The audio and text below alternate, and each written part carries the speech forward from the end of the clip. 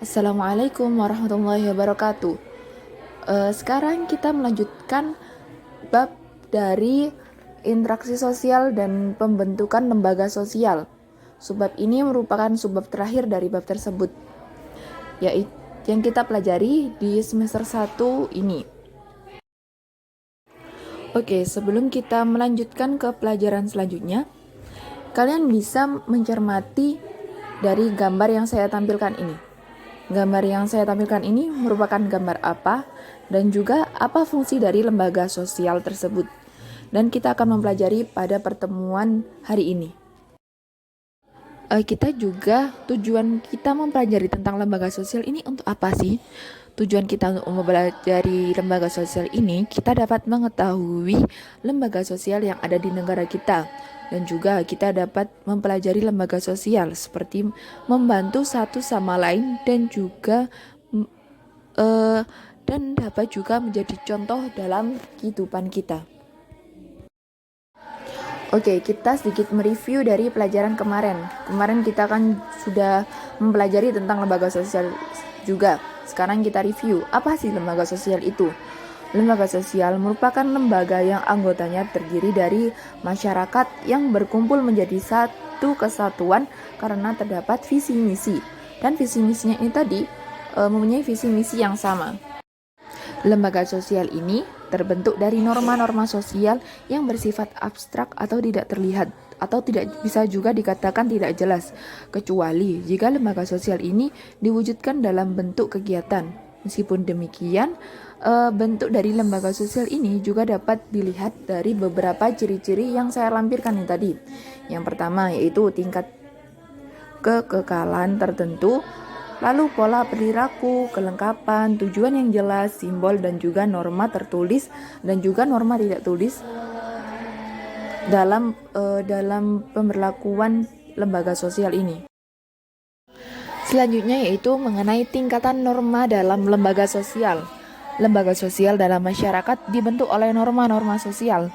Norma sosial tersebut memiliki kekuatan yang mengikat yang berbeda-beda. Ada norma yang mengikuti daya ikat yang lemah sehingga dia mendapat sanksi yang diterima juga ringan. Ada juga norma yang memiliki sanksi dengan memaksa karena dia itu memiliki prinsip dalam menghadapi lembaga sosial ini dengan secara tegas. Adapun beberapa tingkatan dalam lembaga sosial yaitu yang pertama cara atau bisa disebut dengan usik. Cara merupakan suatu bentuk perbuatan tertentu yang dilakukan individu dalam suatu masyarakat, akan tetapi tidak secara terus-menerus. Sanksi yang diberikan hanya berupa celaan. Maksudnya celaan ini, misalnya, dia bersendawa dengan keras di dalam kelas.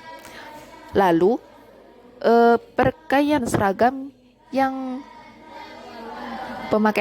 yang tidak sesuai dengan kebiasaan di sekolah. Lalu dia dicela oleh teman sekelasnya. Yang kedua yaitu mengenai kebiasaan atau folkways. Kebiasaan adalah sebuah bentuk perbuatan yang dilakukan berulang-ulang dengan cara yang sama. Biasa, contohnya itu berpamitan kepada orang tua ketika keluar rumah atau memberikan salam ketika bertemu orang yang dikenal dan juga lainnya. Selanjutnya itu tata kelakuan atau mores.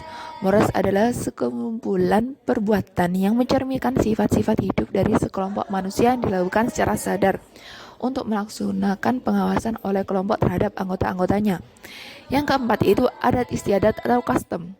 Adat istiadat ini dengan pola perilaku masyarakat yang dapat meningkat menjadi adat istiadat, yaitu sebuah kumpulan tata kelakuan yang paling tinggi kedudukan karena bersifat kekal dan terintegrasi sangat kuat terhadap masyarakat yang mempunyai.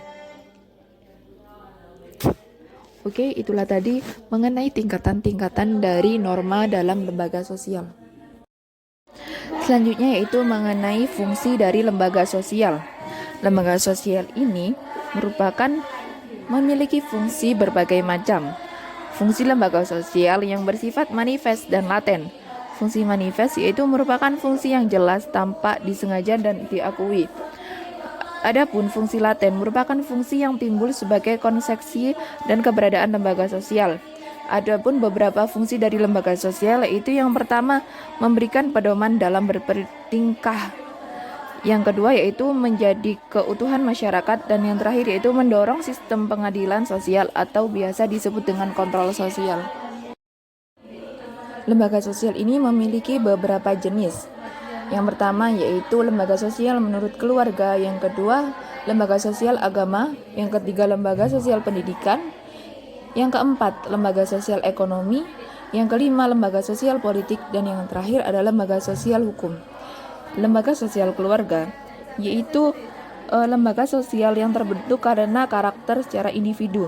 Fungsi dari lembaga sosial ini yaitu yang pertama fungsi reproduksi atau melanjutkan keturunan, yang kedua fungsi proteksi atau memberikan pelindungan, yang ketiga fungsi sosialisasi menanamkan nilai dan norma, yang keempat yaitu fungsi afeksi memberikan kasih sayang, yang kelima fungsi ekonomi mencukupi kebutuhan ekonomi, yang keenam yaitu fungsi pengawasan sosial atau mengawasi atau melakukan kontrol sosial, dan yang terakhir yaitu fungsi pemberian status terhadap anggota keluarganya tadi. Selanjutnya yaitu lembaga sosial agama. Lembaga sosial agama ini terbentuk karena suatu kepercayaan mempunyai kesamaan dalam kepercayaan. Fungsi dari lembaga sosial agama ini yaitu yang pertama, pedoman manusia menjalin hubungan antara seorang hamba dengan Tuhannya. Lalu yang kedua yaitu sumber kebenaran dalam meraih kebahagiaan di dunia dan akhirat. Yang ketiga yaitu pedoman dalam bertingkah laku sehingga mencegah manusia dalam melakukan tindakan-tindakan yang tidak disukai oleh masyarakat sekitar atau biasa disebut dengan tindakan yang menyimpang. Selanjutnya yaitu lembaga pendidikan. Perkembangan zaman yang menyebabkan keluarga tidak mampu memenuhi kebutuhan pendidikan bagi anak. Kondisi ini mendorong masyarakat untuk membentuk suatu lembaga pendidikan. Lembaga pendidikan ini mempunyai dua fungsi, yaitu fungsi manifest atau fungsi yang nyata, dan juga fungsi laten atau fungsi yang tersembunyi.